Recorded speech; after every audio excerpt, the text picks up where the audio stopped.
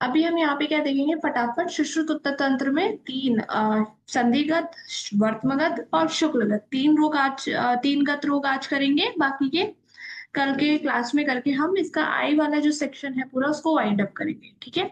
First वाले chapter में जो इसका फर्स्ट अध्याय है उसमें इतना कुछ नहीं है।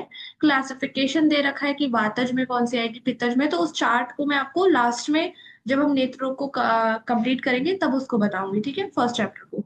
अभी यहाँ से डायरेक्टली हम व्याधि पढ़ना स्टार्ट करते हैं।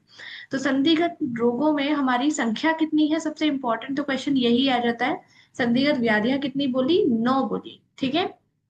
9 में हर किसी का अगर आपको याद रखना है कि संधिगत में कितनी साध्य है, कितनी असाध्य है या कितनी याप्य है। ठीक है, हर किसी में। तो हर किसी में एक कोड याद रखोगे, से। ऐसे बोलते हैं से, SAY। तो से में इसका कोड है 450। ठीक है, से में 450। साध्य कितने हैं, चार लोग यहाँ पे साध्य बोले गए, पांच यहाँ पे असाध्य बोले गए हैं, और याप्य की संख्या कितनी है, 0। ठीक है। तो फटाफट आपको एग्जाम में इतना सोचना नहीं पड़ेगा। अगर कोई व्याधि आती है, आपको पता है पूरी अलस कहाँ की है व्याधि, संदिग्ध व्याधि है, तो उसमें क्या है वो असाध्य में आती है, कभी कभी पूछती ही जाती है इसकी साध्यता साध्यता भी। ठीक है, तो से कोड याद रखना है। बाकी लास्ट में भी मैं जब पढ़ाऊंगी तो उससे भी कौन से साध्य है कौन से याप्य वो भी इजीली याद हो जाएगा। तो कोड से भी याद रख सकते हो, डायरेक्टली नाम से भी याद रख सकते हैं। ठीक है। से याद रखेंगे तो साध्य में चार आएंगी। असाध्य की देख लेते हैं पांच कौन कौन सी है। चार प्रकार के जो यहाँ पे श्राव बताए गए हैं, प्लस एक एलर्जी नामक जो व्याधि है, ये पांच चीजें यहाँ पे असाध्य बोली गई हैं। बाकी जितनी भी 9 में से चार बचेंगी वो आपकी साध्य वाली में आ जाएगी, क्योंकि याप्य की संख्या कितनी है, 0। से का कोड क्या है यहाँ पे, 450। ठीक है। तो देखते हैं कौन कौन सी व्याधि है। पूयलस है, उपनाह है, स्राव है, एलर्जी है। तो स्राव और एलर्जी तो हमने देख लिया, असाध्य में आ गए। उसके अलावा चार व्याधियां, पूयलस, उपनाह, परवणिका और कृमि ग्रंथि। ठीक है। अब इसमें दोष थोड़े से देख लेते हैं। तो पूयलस जो व्याधि है वो आपकी त्रिदोषज होती है। ठीक है। एलर्जी जो है वो आपकी त्रिदोषज है। ठीक है। तो दो आपकी संधिगत में त्रिदोषज आ गई, कौन कौन सी, पूयलस और एलर्जी। ठीक है। बाकी उपनाह में क्या है, उपनाह कफ में, कफ, कफज व्याधि है। ठीक है। और कृमि ग्रंथि जो है वो भी आपकी क्या है, कफज है। ग्रंथि मोस्टली आपकी वजह से बहुत हार्ड सा एक स्ट्रक्चर फॉर्म हो जाता है। ठीक है। तो वहां पे कृमियां बन जाएंगी उस ग्रंथि में, तो वो उसकी वजह से तो क्या है, कृमि ग्रंथि यहाँ पे कफज में आ जाएगी। ठीक है। नेक्स्ट फिर उसके बाद क्या देखेंगे यहाँ पे, व्याधियों के थोड़े थोड़े श्लोक से कोटेशन से क्वेश्चंस आते हैं। तो सबसे पहले क्या आती है, पूय अलस। पूय अलस में यहाँ पे क्या बोली है कि संधि के पास एक शोफ हो जाता है। ठीक है। और वहां से कुछ सांद्र जो है गाढ़ा गाढ़ा पूय निकलने लगता है। ठीक है। पूय से ही समझ में आ रहा है, पूय अलस यानी कि अलस मतलब का वर्ड यहाँ पे ले रखा है उन्होंने, शोफ है एक, और उस शोफ में से पूय स्राव हो रहा है। सांद्र मतलब कुछ गाढ़ा गाढ़ा। ठीक है। तो पप्प शोफः संदजा संस्रवेद या सांद्रम पूय। ठीक है। ये किसका है, क्या है, पुई अलस के लिए बोला है। तो पुई अलस में हमें याद रखना है, पुई में क्या है, अलस मतलब आलसी शोफ। ठीक है। पुई अलस में क्या है, एक शोफ बन गया जहां से सांद्र पुई का स्राव हो रहा है। ठीक है। इसमें जो है हमें कौन सी चिकित्सा करनी है, वेधन चिकित्सा करते हैं। जब कहीं भी पुई बन जाएगा, अगर पस भर गया है, तो आप वहां पे क्या करते हो, पंचर का करके उसे निकालोगे। तो कॉन्सेप्ट को भी समझो तो चिकित्सा भी याद हो जाएगी। बाकी रटने का कॉन्सेप्ट तो हम लास्ट में देखेंगे। ठीक है। तो पुए अलस में पुए भर गया है तो उसको क्या करना है, वेद करके बाहर निकाल देना है। ठीक है, वेधन। उपनाह की बात हम करेंगे तो उपनाह क्या है, एक ग्रंथि है। ठीक है। लेकिन उसमें क्या है, पाक नहीं हुआ है, क्योंकि यहाँ पे क्या दोष था, कफ दोष था। तो जहां पर भी कफ है पाक तो होगा नहीं। ग्रंथि है, अल्प ग्रंथि है, जहां पे कहाँ है, उसमें पाक नहीं हुआ है, लेकिन कफ दोष का यहाँ पे प्राधान्य है, तो कंडू बहुत ज्यादा है वहां पे। तो पढ़ते ही समझ में आ जाएगा, ग्रंथिर अल्पो। दृष्टि संधि, दृष्टि संधि की बात करें यानी कि संधिगत व्याधि हुई, आपाक, अपाक होने वाली ग्रंथि है, और जिसमें कंडू हो रहा है, सिर्फ पाक कुछ भी नहीं है, तो कौन सी होगी हमारी, उपनाह होगी। ठीक है। इस पे क्या करेंगे हम, भेदन चिकित्सा करेंगे। जब भी आपकी कोई गांठ बन गई है, अगर वो पकी नहीं है, तो आपको क्या करना है, उसको भेदन उसका करना पड़ेगा, उसको काट के निकाल देना है। ठीक है। तो सिंपल चिकित्सा हो गई। फिर उसके बाद जो है ये इसके लिए बोलते हैं वाग्भट जो है कनीनक संधि में जो होता है, उसके लिए पुयलस के लिए बोलते हैं। कनीनक संधि का उन्होंने पूरा वो दिया है, कौन सी संधि में, कनीनक संधि में। ठीक है। फिर उसके बाद आता है नेत्र स्राव। नेत्र स्राव कितने टाइप्स के हैं, 4 प्रकार के स्राव बोले, ठीक है ना, उन्हें नेत्र के। उसमें से जो है ये बोलता है कहाँ से ये स्राव होते हैं, कनीनक एरिया से, कनीनक संधि से ये स्राव होते हैं, ठीक है। कुछ भी बहुत इंपॉर्टेंट नहीं है क्वेश्चन यहाँ से। सबसे मोस्ट इंपॉर्टेंट पॉइंट क्या है कि इसका पर्याय क्या है, इसको नेत्र नाड़ी भी बोला जाता है। नाड़ी यानी कि जहां से एक नली टाइप, तो यहाँ से जहां पे कोई ना कोई एक साइनस टाइप का बना हुआ होगा, ठीक है, कुछ ड्रेन होने का सिस्टम होगा, नाड़ी बनी होगी, वहीं से स्राव भी होगा। तो नेत्र नाड़ी किसका पर्याय है, नेत्र स्राव के लिए बोला गया है, ठीक है। फिर उसके बाद यहाँ पे क्या पॉइंट आता है, ठीक है। फिर इसके बाद कौन कौन से स्राव है, पूय स्राव इन्होंने बोला, श्लेष्म स्राव बोलते हैं ये, रक्त स्राव बोलते हैं, और जो है जल स्राव, पित्त स्राव बोलते हैं, ठीक है। इसके कुछ कुछ के फीचर्स बहुत इंपॉर्टेंट है, जैसे पूय में तो पता है आपको, संधि में पाक हो गया और फिर वो स्रावित हो रहा है। लेकिन जो पूय लस में क्या दे रखा था, पक व शोफ था, डिफरेंस बस इतना ही है, पाक हो रहा है, स्राव हो रहा है, तो वो पूय स्राव है। लेकिन अगर शोफ के साथ स्राव था, ठीक है, तो वो क्या था, पूय अलस था। फिर उसके बाद श्लेष्म स्राव में क्या फीचर होगा, कफ है तो बिना रुझा के ये स्राव होगा, ठीक है, तो नीरुज वर्ड आएगा सिर्फ सिंपल। रक्त स्राव की हम बात करेंगे तो यहाँ पे रक्त में क्या बोलते हैं, अल्प संस्रवेद ना अति सांद्र, यानी कि रक्त स्राव जो है वो अति सांद्र नहीं होगा, ठीक है। और रक्त और ऊष्मा कुछ होगा और बहुत ही अल्प निकलेगा, रक्त निकल रहा है तो कुछ ऐसा तो नहीं बहुत ज्यादा अमाउंट में निकल जाएगा, पतला पतला निकलेगा, ना अति सांद्रम। तो ये किसके लिए, रक्त स्राव के लिए इन्होंने बोला है। पित्र स्राव ये क्या बोलते हैं, ये कुछ जल जैसा स्राव होगा, यही इंपॉर्टेंट है, जलाभ कौन सा स्राव होता है, पित्त स्राव के लिए बोलते हैं, ठीक है। और कहाँ से निकल रहा है ये वाला स्राव, संधि मध्यात संधि के बीच से निकल रहा है, ठीक है। ऐसा ही पॉइंट वाग्भट भी बोलते हैं, उन्होंने पित्त स्राव को जल स्राव ही नाम दिया है, ठीक है। यहाँ तक ये हमारे स्राव हुए। फिर उसके बाद दो इंपॉर्टेंट पॉइंट आते हैं, पर्वणी और अलजी। पर्वणी में दोष क्या थे हमारे, रक्तज। ठीक है, रक्तज दोष जो है हमारा परवणी में रहता है। और अलजी क्या थी, अलजी और पुएला सबने त्रिदोषज पढ़े थे। कृमि ग्रंथि उपनाह कफज देखे थे। परवर्णी, देखो परवर्णी में र आ रहा है तो ये रक्तज ही है, ठीक है। तो हम जहां पर भी रक्तज वाली डिसीज पढ़ेंगे तो वहां पे हम आगे जाके आर आर आर ऐड करते जाएंगे। तो परवणी में तो ऑलरेडी रा आ रहा है, तो ये रक्तज है। यहाँ क्या कह रही है, ताम्रा तन्वी दहा शूल उपपन्ना, ठीक है। क्या बोलते हैं, ताम्र वर्ण का जो है यहाँ पे शूल सा शोफ उत्पन्न हो रहा है, ठीक है। संधि के आसपास आपकी जो ये संधियां है, अगर आप नेत्र का स्ट्रक्चर देखोगे तो आपने देखा होगा सिर्फ और सिर्फ यहाँ पे स्वेलिंग ही होती है और पस फॉर्म हो जाता है, जैसे आपने देखा होगा ग्वाई वगैरह निकलती है, तो ये बस सिर्फ सिंपल सारी वही व्याधियां हैं, कुछ भी और उसमें से वो नहीं है। अब परवणी जो है वो रक्तज है, तो यहाँ पे कैसा चीजें है, शोफ है, ये पूरी रक्त रक्त वर्ण का यहाँ पे विकृति, रक्त की वजह से पूरी ताम्र ताम्र वर्ण की ये हो जाती है, और बहुत ज्यादा रक्त इन्वॉल्व है, तो दाह और शूल भी बहुत ज्यादा होता है। वृत्त शोफ होता है मतलब गोलाकार का, यहाँ पे स्वेलिंग हो रही होगी। तो तन्वी दहा शूल उत्पन्ना, ये किसके लिए बोला, परवणी के लिए बोला। तन्वी नाम की एक लड़की है तो उसके क्या लग गए हैं, पर लग गए हैं, ठीक है। तन्वी नाम की, तन्वी एक बहुत कॉमन नेम है, तो तन्वी नाम की एक लड़की है, उसके क्या लग गए हैं, पर लग गए हैं। पर से परवणी और तन्वी, ताम्रा तन्वी वाला पॉइंट आएगा तो वो परवणी के लिए बोला है। इसका क्या करेंगे, छेदन करेंगे। ये कैसी व्याधि होती है, ये ना यहाँ से थोड़ा सा साइड से क्या होता है, उठी उठी सी रहती है, तो इसको हमेशा एक्सरसाइज करके, वो छेदन करके इंसाइज करके निकाल देंगे, ठीक।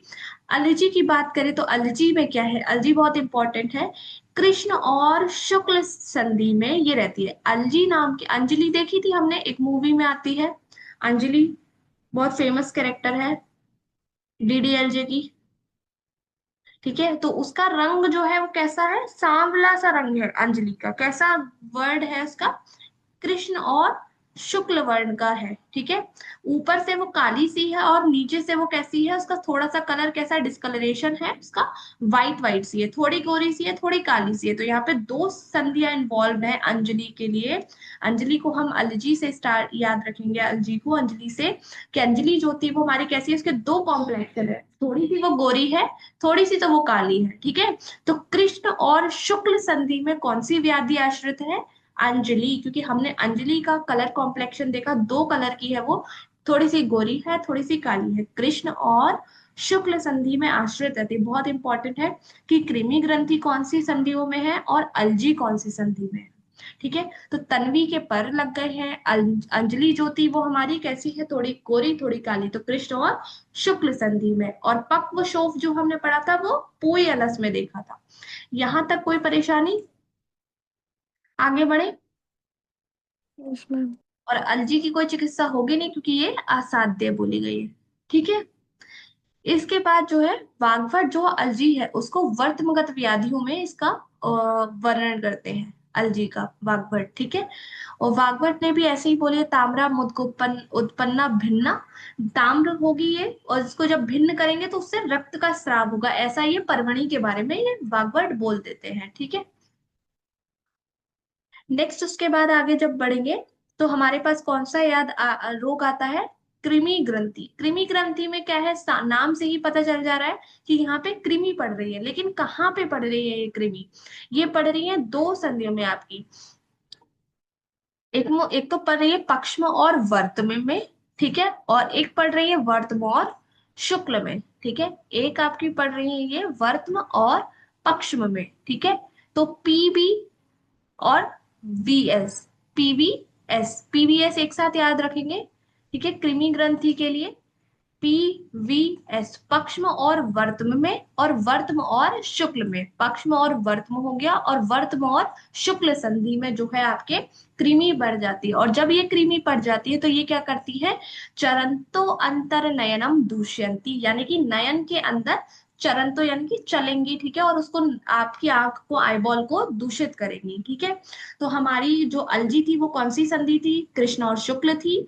और जो क्रीमी ग्रंथि है उसमें हमने पीवीएस संधि पढ़ी, पक्ष्म और वर्त्म, वर्त्म और शुक्ल संधि। ठीक है, और क्या था उसका फीचर, चरंतो अंतरनयनम दुष्यंती। ठीक, वाक्पट जो है बस अपांग और कनीनक संधि की बात बोलते हैं और कुछ ऐसा नहीं बताते हैं। ठीक है, और योग रत्नाकर ने अश्रु ग्रंथि का नाम से इसका वर्णन किया है। ठीक है, शुक्लगत में संधिगत रोगों में कोई दिक्कत? चलो मुझे बताओ, उपनाहा में कौन से दोष होते हैं? कफज। कफज। ठीक है, अलर्जी में दोष त्रिदोषज। दोष। है, किसमें मैम? पूरलस, त्रिदोषज। करने पाता। ठीक है, परवड़ी में रक्तज। रक्तज। रक्तज, चरंतो अंतर नयनम दुष्यंत, कृमि ग्रंथि। क्रमी ग्रंथि के लिए बोला। जलाभ कौन सा स्त्राव है? पित्तज। पित्तज। पित्त स्त्राव। और नाति रक्तज। रक्तज, ठीक है। ताम्रा तन्वी दाह शूलत्पन्ना, परवर्णी। परवर्ण। परवाणी। पर। कृष्ण और शुक्ल संधि में कौन सी होगी? अलजी। अलजी। अलजी। पक्ष्म और वर्तम संधि में कृमि ग्रंथि। कृमि ग्रंथि। ग्रंथि, कृमि ग्रंथि। पक्व शोफा संधिजा पुयाल। पुयालस। पोयालस। ओएलएस, ठीक है। नेक्स्ट मुझे बताओ, अ, नेत्र नाड़ी किस रोग का पर्याय है? नेत्रस्राव। राम।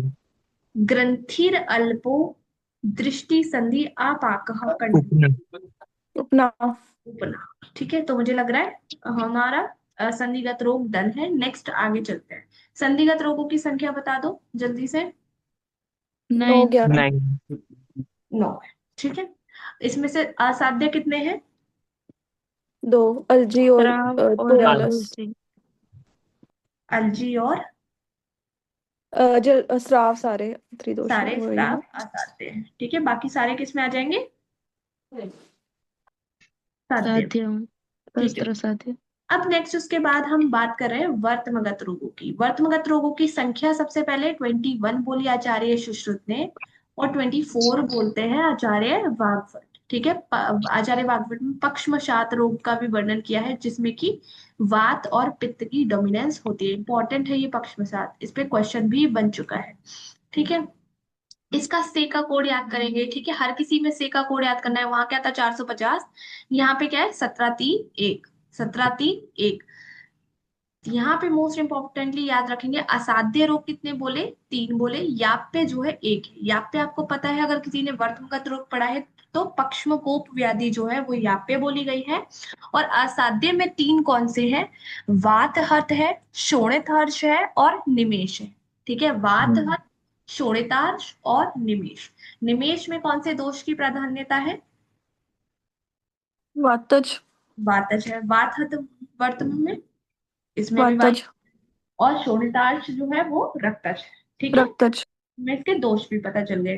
तो से का कोड वर्तुगत का क्या है, 17 3 1। 3 में कितने हैं, कौन कौन से, वातहर्त है, शोणितार्ष है और निमेष है, और एक जो है याप्य वाला पक्ष्म कोप है। ठीक है, पक्ष्म कोप जो है त्रिदोषज होता है, ये पता है। ठीक, उसके बाद जो भी 17 बचे इसमें, वो सारे के सारे कैसे होंगे, साध्य होंगे। ठीक, आगे जब हम इसमें चैप्टर पढ़ेंगे तो नाम भी पता चलते जाएंगे, एक बार गो थ्रू करोगे तो नाम भी इजीली याद हो जाएंगे। सबसे पहले यहाँ पे कौन सा रोग आता है, उत्संगिनी की ये बात करते हैं। ठीक है, तो उत्संगिनी में आपको एक अंडा याद रखना है, एक अंडे का जो है स्ट्रक्चर याद रखना है। ठीक है, और वो ये टूटा हुआ अंडा है। ठीक, तो उत्संग का अंडा ऐसे करके याद रखो, ये क्या है, अभ्यांतर मुखी, अभ्यांतर इसका मुख है। ठीक है, और भाई से क्या है, उत्संग है, यानी कि उठी हुई है बिल्कुल अंडे की तरह। अभ्यांतर की तरफ इसका मुख होता है, यानी कि ये समझ लो आपकी आईलिड पे कोई पीड़िका निकल रही है। ठीक है, उसका मुख कहाँ बना हुआ है, लिड के अंदर से बना हुआ है, और बाहर से क्या है, वो उठी हुई है। अगर इसको कॉन्सेप्ट को समझोगे तो ऐसे करके ये कुछ बनी होगी यहाँ पे पीड़िका, इसका मुख जो है आप अंदर से जब लिड देखोगे तो अंदर बना हुआ होगा, और बाहर से क्या ये होगा, ये उत्संग होगा। ठीक है, और वर्त में पे ही लिड पे बनी होगी। सिर्फ इतना ही इसका फीचर है कि उत्संगिनी में क्या बोला, अभ्यांतर मुखी बाय उत्संगिनी कौन सी बोली गई है, उत्संगिनी के लिए बोली गई है। वाग्भट इसके लिए क्या बोलते हैं, रक्त रक्तेन पीटिका, ये बिल्कुल रक्त जैसी होगी। ठीक है, रक्त रक्तेन पीटिका, वाग्भट ने इसको रक्तज बोला है। ठीक है, जबकि जो वो है सुश्रुत ने, बताओ दोष क्या बोला उत्संगिनी में। सन्निपातज। ठीक है, उत्संगिनी के लिए सुश्रुत सन्निपातज बोलते हैं, जबकि वाग्भट इसको रक्तज में काउंट करते हैं। ठीक, फिर उसके बाद नेक्स्ट डिसीज पे किसके लिए आते हैं, विदेह जो है इसको बोलते हैं कुकुटांड प्रतिकाशा। इसीलिए मैंने बताया कि जो है उत्संगिनी में हमको किसका याद रखना है, उत्संग का अंडा, अंडे से हमें इसके कुकुटांड प्रतिकार रसोपम इसके लिए बोला है। ठीक है, प्लस ये अभ्यांतरमुखी है, बाह्य उत्संग है, और लाल कलर का ये अंडा है, ये इतना याद रखना। तो तीनों आचार्यों का कॉन्सेप्ट याद रखना रह जाएगा।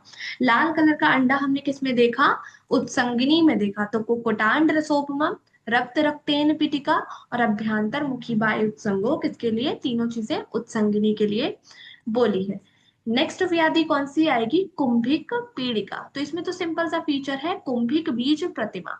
ठीक है, लेकिन याद रखनी है, हमारे पास एक कुंभी है। ठीक है, कुंभी है, और उसमें क्या रखे हुए हैं, जो है रेड रेड कलर के अनार रखे हुए हैं। हमारे पास जो है एक कुंभी है, उसमें क्या रखे हुए हैं, रेड रेड कलर के बीज रखे हुए हैं कुछ। ठीक है, तो जब आप अनार के बीज जो है दबाते हो तो एकदम से भिन्न होकर पानी से निकल आता है। अगर कभी किसी ने उसे दबाया होगा अनार के बीजों को, जो उसके वो आते हैं बीज, उसको अगर दबाया होगा तो एकदम से दबाओगे तो भिन्न होकर उसका पानी निकल आता है। ठीक है, तो ये अनार के बीज हमने किसमें पढ़े, एक कुंभी में रखे हैं संभाल कर। तो कुंभी में लाइन आती है, आदमाप्यंती भिन्ना साया। ठीक है, तो आप आदमाप्यंती भिन्ना किसके लिए आएगा, कुंभिक पीड़िका में आएगा। ठीक है, कुंभिक पीड़िका में दोष बताओ सुश्रुत के अनुसार। सन्निपात। सन्निपातज। सन्निपातज। ये भी बोली है। ठीक है, लेकिन वाग्भट ने इसको क्या बोला, पित्तज बोला, उत्संगिनी को रक्तज और इसको पित्तज वाग्भट ने बोला है। ठीक है, नेक्स्ट इसके बाद क्या आएगी, पोथकी। पोथकी तो हमें याद रखना है, हमारे पास एक पैथ लैब है, और पैथ लैब में आप क्या देते हो, ब्लड टेस्ट करने के लिए देते हो, है ना। ब्लड टेस्ट ही करने हम पैथ लैब में देना देते हैं। ठीक है, तो पोथकी में क्या फीचर आता है, रक्त सर्षप सन्निभा। ठीक है, पोथकी में आपने टेस्ट टेस्ट करने के लिए क्या दिया है, रक्त को टेस्ट करने के लिए दिया है, तो रक्त सर्षप सन्निभा किसका फीचर है, पोथकी, यानी कि पैथ लैब का फीचर है। ठीक है, पोथकी। ठीक, तो अंडे वाला जो हमने देखा था पूरा निमोनिक, वो उत्संगिनी का था। कुंभी में क्या थे, अनार, उसको भिन्न दबाया, आधमाप्यंती किया तो भिन्न हो गए वो। ठीक है। और पैथलैब में क्या देते हैं, रक्त देते हैं टेस्ट करने के, तो रक्त सर्षप सन्निभा किसका बोला गया है, पोतकी का। वाग्भट बोलते हैं श्वेत सर्षप सन्निभा, उन्होंने बस श्वेत सर्षप से उसको कोरिलेट किया है। ठीक, इतना सा पॉइंट है पोतकी का। नेक्स्ट फिर इसके बाद आते हैं हम वर्तम शर्करा। तो यहाँ वर्तम शर्करा तो बहुत सिंपल है, मैंने यहाँ पे स्ट्रक्चर बनाया है।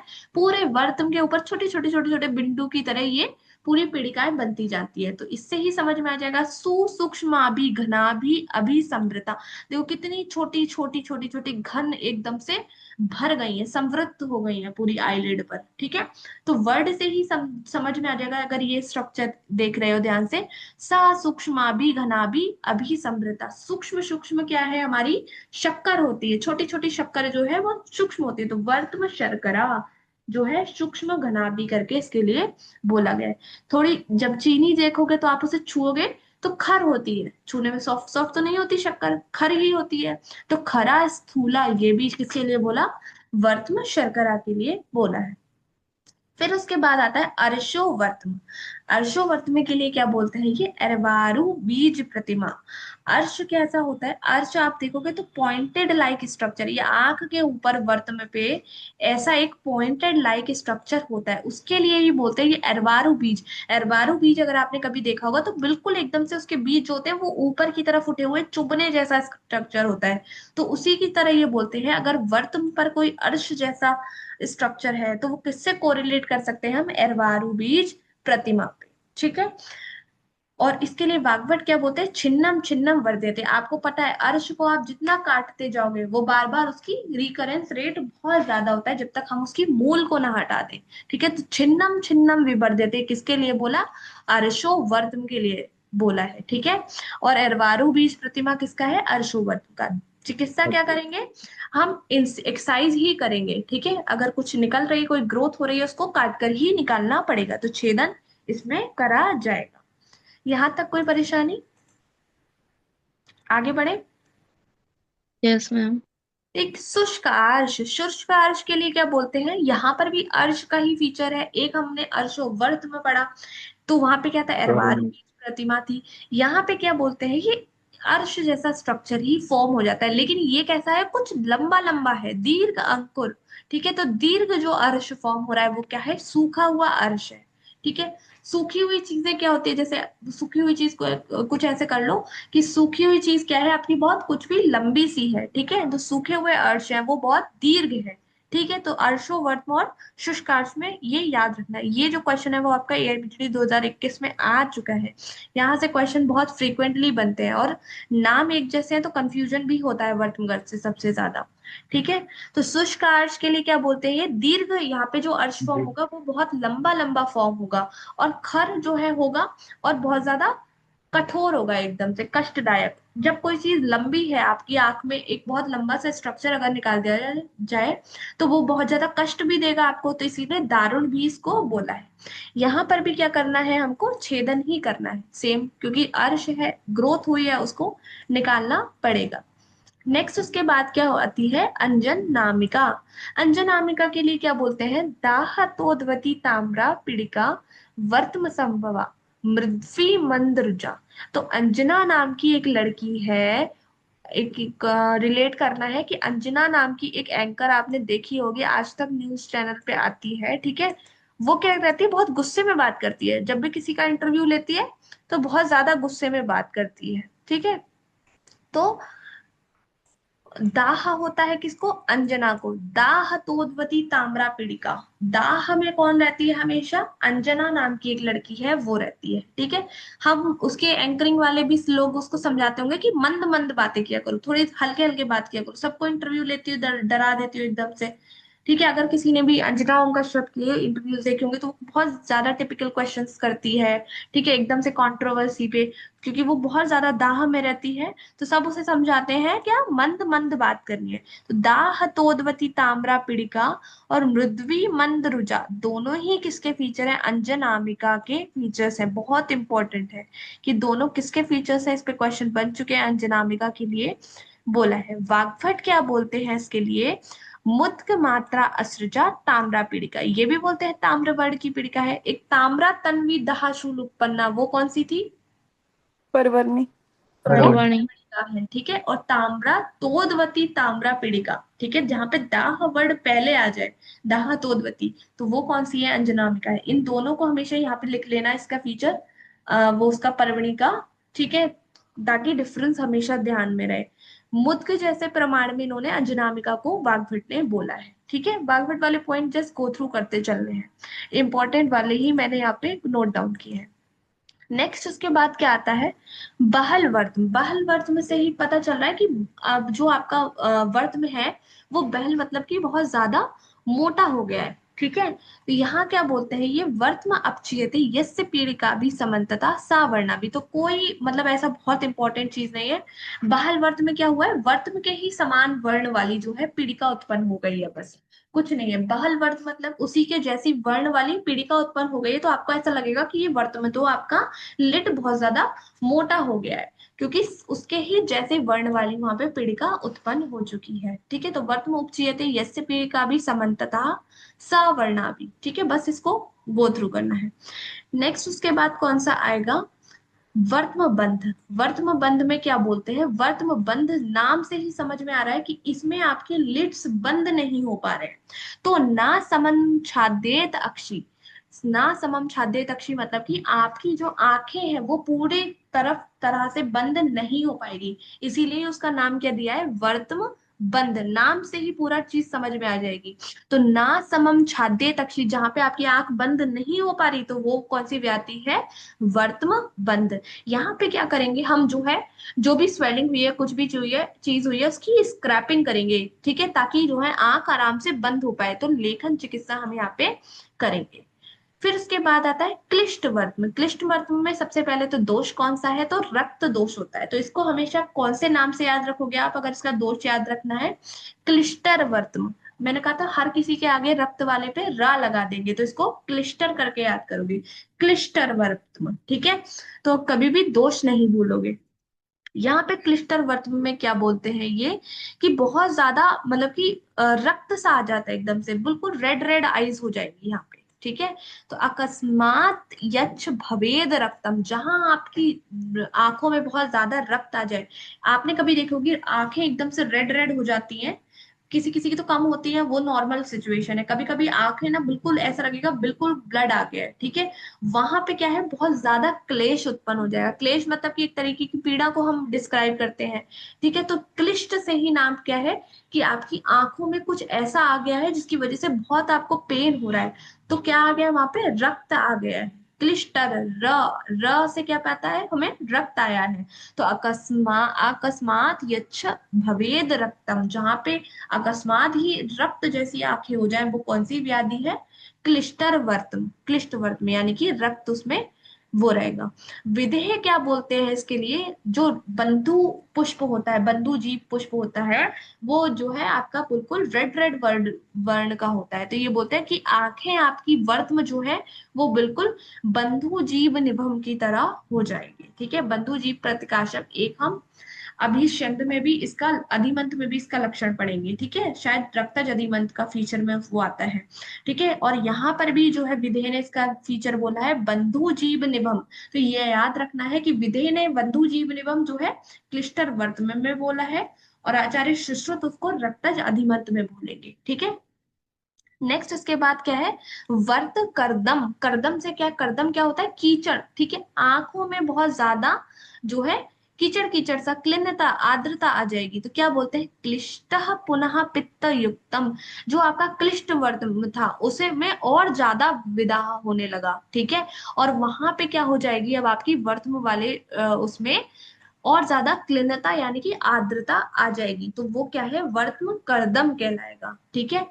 क्लिष्ट वाला जो वो था, अभी जो हमने इससे पहले व्याधि पढ़ी, उसमें और ज्यादा पित्त की डोमिनेंसी जब आ जाएगी और ज्यादा दूषित हो जाएगी, तो वो वर्त्म कर्दम में चेंज हो जाएगा, ठीक है। तो क्लिष्टम पुनः वर्ड आ जाएगा, तो वो क्या है? वर्त्म कर्दम डिसीज है, ठीक। नेक्स्ट उसके बाद कौन सी आती है? श्याव वर्तम, ठीक है। श्याव वर्तम, यहाँ से बहुत इंपॉर्टेंट क्वेश्चन स्टार्ट हो जाते हैं। एक मैच द फॉलोइंग आया था जहाँ पे श्याव वर्तम, क्लिन्न वर्तम, वर्तम कर्दम, इन्हीं के ही फीचर्स दिए थे। और आई थिंक शायद वो 21 या 22 का क्वेश्चन पेपर में आपको मिल जाएगा, ठीक है। क्या बोलते हैं श्याव वर्तम में? बाह्य अंतः श्यावम सुनम। क्या बोल रहे हैं? ये जो वर्तम है आपका, इसमें अंदर और बाहर से तो बहुत ज्यादा स्वेलिंग हो गई है, ठीक है। और कैसी स्वेलिंग है? बिल्कुल ब्लूइश ब्लैकिश स्वेलिंग है। और क्या हो रहा है यहाँ पे? बहुत ज्यादा दाह, कंडू और मतलब क्लेद सब उत्पन्न हो रहा है, ठीक है। तो एक जो है आपको याद रखना है, एक परी जो है वो श्याव वर्तम वाली परी है। एक परी जो है वो कैसी है? श्याव वर्ण की परी है आपके पास। एक परी कैसी है हमारे पास? श्याव वर्ण की परी है। परी कैसी है? श्याव वर्ण की परी है, क्योंकि यही पूछा था। दाह कंडू की बात अभी और जगह आएगी, जैसे ये कंडू निस्तोद है, लेकिन यहाँ पे डिफरेंस क्या है? दाह कंडू परी क्लेदी। तो परी कैसी है हमारी? श्याव वर्ण की परी है। परी कैसी है? श्याव वर्ण की परी है। तो श्याव वर्तम में कौन सा फीचर आएगा?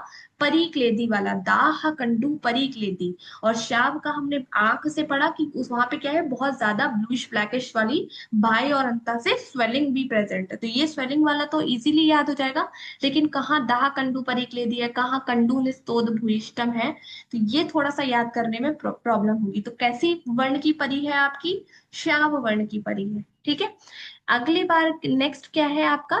क्लिन्न वर्तम। क्लिन्न वर्तम को क्या बोलते हैं? प्राक्लिन्न वर्तम भी बोलते हैं इस व्याधि को, ठीक है। यहाँ पे क्या होता है? सबसे क्लिन्न वर्तम जो है आपकी कफज व्याधि है, और आक्लिन्न जो है वो आपकी त्रिदोषज है। दोनों में पहले तो दोष का डिफरेंस, जो क्लिन्न वाली है क से जो स्टार्ट है वो है आपकी कफज, और जो अक्लिन्न है वो त्रिदोषज है, और दोनों ही अशस्त्रकृत है, ठीक। क्लिन्न में क्या बोल रहे हैं? आ रुजा बाय शून अंतः क्लिन्ना। ये क्या बोल रहे हैं? बाहर से तो बाहर से बहुत ज्यादा शून है, स्वेलिंग है वहां पे, और अंदर से वहां पे बहुत ज्यादा क्लिन्नता है। तो क्लिन्न वर्त में है तो क्लिन्नता तो होगी, क्योंकि कफ दोष वहां पे डोमिनेंट है, जिसकी वजह से क्या हो रहा है? कंडू निस्तोद भूयिष्ठम। सोचो कंडू बहुत ज्यादा है, तो कंडू क्यों ज्यादा होगा? क्योंकि कफ की डोमिनेंसी होगी। कौन सी व्याधि में कफ की डोमिनेंसी हम यहाँ पे देख रहे हैं? क्लिन्न वाली में देख रहे हैं। तो कंडू निस्तोद भूयिष्ठम, कंडू की बात जो है स्टार्टिंग में जहां पे कंडू ज्यादा है वो क्लिन्न वाली में ही हमने बात की है। क से क्लिन्न, का से कंडू निष्ठोद भूयिष्ठम। और जहां पे कंडू दाह कंडू परिक्लेदी है, तो परी जो है श्याव वर्ण की थी। यहां से आपको ये दो चीजें याद हो जाएंगी। और क्लिन्न वाले को ही प्राक्लिन्न बोलना है, आक्लिन्न वाले को नहीं बोल रहे हैं। नेक्स्ट उसके बाद आता है आक्लिन्न वर्त में। यहाँ पे क्या बोला गया है? यस्य दोहतानी दोहतानी संपद्यते पुनः पुनः। आक्लिन्न मतलब क्या है? यहाँ पे मनुष्य की जो आईलिड्स है ना, वो बिल्कुल चिपक जाती है, ठीक है। तो वो क्या करता है? बार बार उसको धोकर हटाने की कोशिश करता है। सेम प्रॉब्लम यही होती है कि आईलिड्स जो है आपकी बहुत ज्यादा चिपक रही है, तो आप क्या करोगे? बार बार धोगे। तो इसको कैसे याद करना है? आ धोले, आ धोले, आ से आक्लिन्न वर्त और धोले से धोतानी धोतानी आपको याद आ जाएगा, ठीक है। तो यस से धोतानी धोतानी कौन सा किसका फीचर है? आक्लिन्न वर्तम का फीचर है। आ धोले से आपको याद रखना है इसको। यहां तक कोई परेशानी? नहीं याद हो रहा हो? आक्लिन्न तक नो मैम। ठीक है।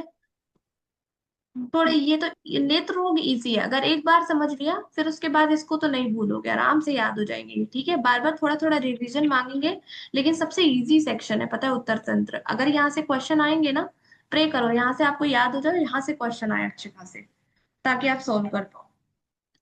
फिर उसके बाद विधेय ने जो है पिल्ल रोग की संख्या दी है इसको आक्लिन्न वर्तमा, और कितने प्रकार के पिल्ल रोग बताए? टोटल 18 पिल्ल रोग उन्होंने बताए हैं। इसको वाग्भट में जाके पिल्ल रोग को पढ़ना है, क्योंकि एक बार क्वेश्चन यहाँ से आया है, ठीक है। बेसिक तो पिल्ल रोग की संख्या पता होनी चाहिए कि 18 दी गई है। सेकेंड रुकेंगे पर,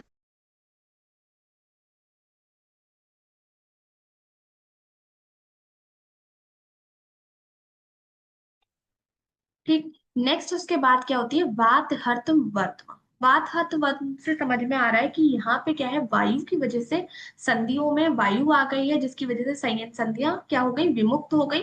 कोई भी मतलब उसका उसका कोई भी जोर नहीं रहा, मतलब कि अब अपनी मर्जी से कुछ भी होती है। वर्त में यहाँ पे बंद नहीं होंगे बिल्कुल, ठीक है। एक था ना समम छाद्य तक्षी, वो किसके लिए बोला था? वर्तमा बंधक। वर्तम बंधक। बंध, ना समम छादे तकली, वहां पे आंखें बंद नहीं हो रही थी। ठीक है, यहाँ पे भी कुछ ऐसा ही बोल रहे हैं, वर्त में यस्य ना मिलियते, वर्त में बिल्कुल भी मिल नहीं पाएंगे। ठीक है, दोनों ही चीजें एक है, थोड़ा थोड़ा डिफरेंस है वहां पे। ठीक है, लेकिन ना समम छादे तक्षी जो है वर्त में बंद के लिए बोला है। और ये जो विमुक्त संधि है, ठीक है, मुक्त हो गई यहाँ पे संधियां, बिल्कुल निश्चेष्ट हो गई, कोई काम नहीं कर रही वो संधियां अपना, जिसकी वजह से ये वर्त में क्या है, मिल नहीं पा रहे, नेत्र बंद नहीं होते। ठीक है, और ये या तो पेन के साथ भी हो सकता है या पेन के बिना भी ये फीचर आ सकता है। तो किसका है वर्त में यस्य न मिलियते, या विमुक्त संधि निश्चेष्ट वात हत वर्तम के लिए ये बोला गया है। नेक्स्ट कौन सा है, वर्तम अर्बुद।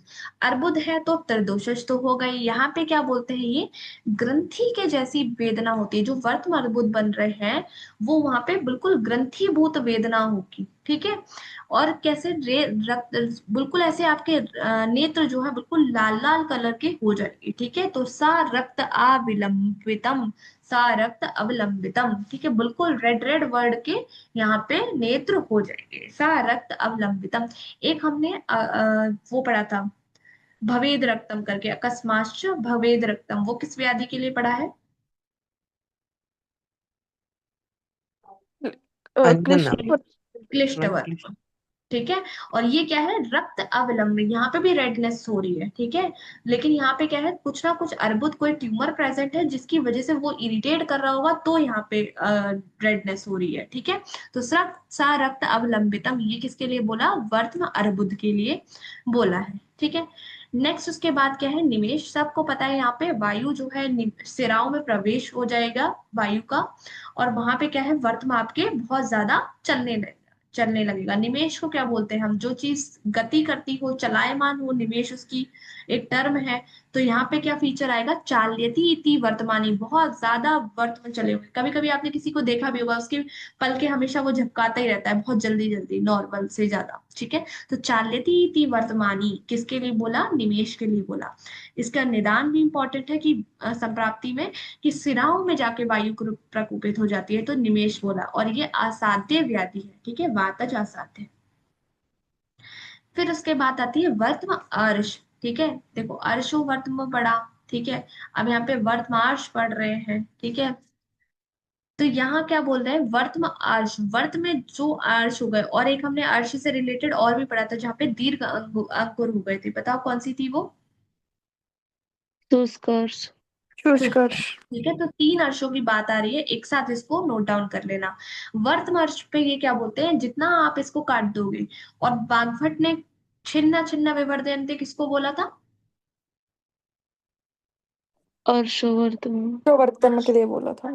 ठीक है, अर्शो वर्तम के लिए वो वहां पे बोल देते हैं। ठीक है, लेकिन यहाँ पे चरक किसके लिए बोल, सुश्रुत किसके लिए बोलते हैं, वर्तम अर्श के लिए बोलते हैं। छिन्ना छिन्ना विवर्धयन्ते वर्तम तथा मृद्वो अंकुरा दाहा कंडू रुजोपता। देखो अब यहाँ पर भी दाहा कंडू आ गया, लेकिन कंडू वाला पॉइंट जो था, सिर्फ कंडू वाला, वो कहाँ पर हमने देखा था, कौन से वर्तम में, कंडू निस्तोद बोलो, प्रक्लीन वर्त। प्राक्लिन ने या फिर क्लिन वर्तम में। और दाहा कंडू परिक्लेदी कहाँ पर देखा, चावर्तम। श्यावर्त में। श्यावर्त। अब क्या आ रहा है, दाह भी आ रहा है और कंडू भी आ रहा है, लेकिन परी नहीं है यहाँ पे। ठीक है, देखो तो परी गायब हो गई, दाह है कंडू है लेकिन परी नहीं है। तो ये किसके लिए बोला, वर्तम अर्श के लिए बोला। क्वेश्चन इन तीनों से ही था 21 में। ठीक है, और देखो कितने ज्यादा टिपिकल पॉइंट्स हैं ये, एक जैसे ही लगेंगे पढ़ने में। तो दाह और कंडू आ रहा है, लेकिन यहाँ पे क्या है, दाह कंडू रुजा पेता, तो ये किसमें आएगा, वर्तम अर्श में आएगा। ठीक है, वर्तमार्श को हम शोणित अर्श भी बोलते हैं। ठीक है, शोणित अर्श भी बोलते हैं, क्योंकि यहाँ पे क्या है, रक्त की डोमिनेंस है। जो वर्तमार्श व्याधि है वो रक्तज व्याधि है, जितना जितना छिन्न छिन्न करेंगे उतना ज्यादा ये बढ़ती जाएगी। और दाहा कंडू रुजोपेता इसका एक फीचर बोला है। फिर उसके बाद लगन आती है। लगन में सबसे इंपॉर्टेंट क्या है, ये कोल प्रमाण में होती है। ठीक है, एक अपाक कठिन, एक कठिन सी ग्रंथि बनी हुई है। ठीक है, जिसका प्रमाण इन्होंने स्पेसिफिक बोला, कोल प्रमाण। ठीक है, कोल प्रमाण। तो कोल प्रमाण में कौन सी है, लगन व्याधि बोली गई है। अपाक कठिना स्थूलो ग्रंथि, जो अपाक कठिन ग्रंथि है, वर्त में, उसको क्या बोल रहे हैं हम, लगन बोल रहे हैं। और उसका प्रमाण क्या है, कोल प्रमाण है। इसकी चिकित्सा क्या बोली है, भेदन चिकित्सा इसकी बोली गई है। ग्रंथि है, भेदन करना पड़ेगा, ठीक है। फिर उसके बाद आता है विषवर्त। विषवर्त में ये कैसी होती है, यहाँ पे वर्त में क्या होते हैं आपके, ऐसे करके कमल की नाल जैसे छोटे छोटे क्या बन जाते हैं, छिद्र बन जाते हैं। एक थी हमारी सा सूक्ष्माभि घनाभि, वो कौन सी व्याधि थी, शर्करा। वर्तमान शर्करा। और जहां पे सूक्ष्म छिद्र है कमल जैसे, वो कौन सी है, बिस, किसको बोलते हैं, कमल को ही बोलते हैं, कमल के ही मृणाल को बोलते हैं, ठीक है। तो सूक्ष्म छिद्र है जहां पे छोटे छोटे, वो किसके हैं, बिस वर्त में बोले गए हैं, ठीक है। और ये सन्निपातज ही होता है विस्वर्त में हमारा। नेक्स्ट उसके बाद हमारी लास्ट व्याधि पक्ष्मकोप। सबसे पहले ये त्रिदोषज है, ये याप पे होती है, ठीक है। कोरिलेट हम इसको ट्रिकियासिस से करते हैं। ट्रिकियासिस क्या है, जो जो ये पलके होती हैं वो आपके अंदर जाके वर्त्म प्रदेश में लगती हैं, और मतलब इसके तीक्ष्ण अग्र हो जाते हैं, ठीक है। तो ये जब नीचे आपके उसमें लगेंगी, इस क्लैरा वाले पोर्शन में, तो ये बहुत ज्यादा पेन करती है। तो ऐसा ही क्या बोलते हैं, पक्षमाश्य गतानी तीक्ष्ण अग्रानी खरानी चा, ठीक है।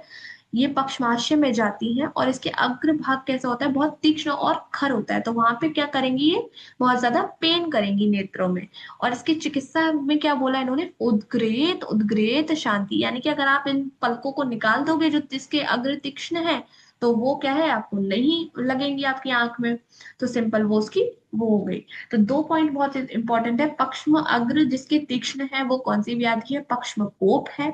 और उद्ग्रेद उद्ग्रेद शांति, जिसको उखेड़ कर निकाल दो और शांति पड़ जाए, तो वो कौन सी है, पक्ष्म कोप बोली गई है। इसमें चार प्रकार के कर्म करते हैं, ठीक है।